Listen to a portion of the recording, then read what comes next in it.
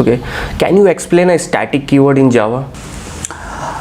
Yes, actually static keyword is used for the memory management in Java, and static used with the variables. So if you are using with the variables, so it is shareable to the all the objects. Means static variable is shareable to the all the objects. So whatever objects we are going to create, so only one copy of the static variable will be created. Okay, and by default it is initialized by the 0.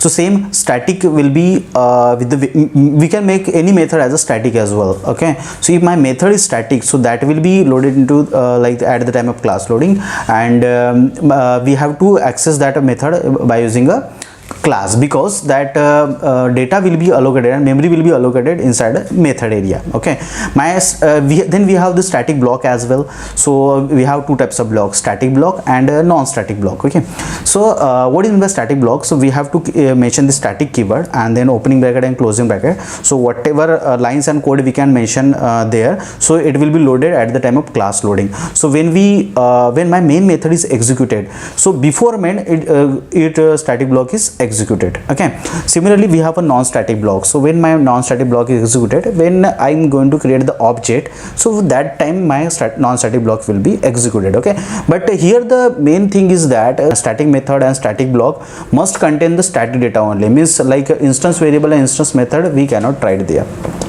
And within we have the static main method. So of course my main method is also static.